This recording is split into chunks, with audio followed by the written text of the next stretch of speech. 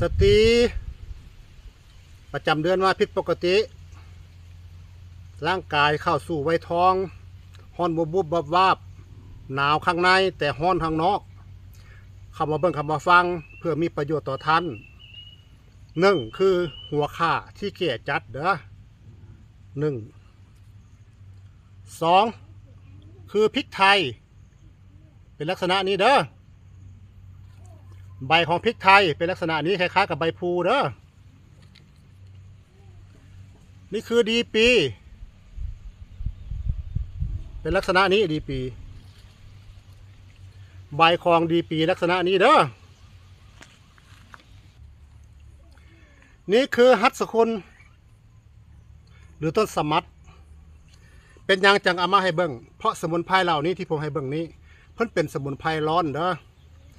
สำหรับท่านใดที่ร้อนในเอาหัวข่ายิบมือนึงต้นสมัดยิบมือนึงเอาทั้งใบทั้งต้นทั้งรากทั้งดอกก็ได้พริกไทยยิบมือนึงแล้วก็ดีปียิบมือนึงผลดีปีคือสิพากันเคยเห็นอยู่ดอกเนาะดีปีเอามาต้มกินนะต้มกินจะช่วยบรรเทาอาการเกี่ยวกับพวกหนาวในได้อย่างดีสาเหตุที่เขาเป็นหนาวในคือธาตุเฮาบกพร่องอายุหลายแก่เฒ่าร่างกายเสื่อมสังขารเสื่อมหรืออยู่กับการกินนำมันก็เลยเฮ็ดให้เฮาหนาวข้างในเขาเรียกว่าธาตุไฟเสื่อมเฮาหาสมุนไพรที่ผมเว้าเนี่ยละเอาอย่างละยิบมือไปต้มกินนะเศร้าแก้วนึงเที่ยงแก้วนึงแล้วแก้วนึงหรือเวลามีอาการหนาวในให้ต้มกินเลยเฮ็ดให้ร่างกายเฮาอบอุ่นขึ้นธาตุไฟเฮาเสื่อมเฮาต้องหาไฟสุ่มเข่าคือเดี๋ยวกับกองไฟเฮานี่ละพี่น้อง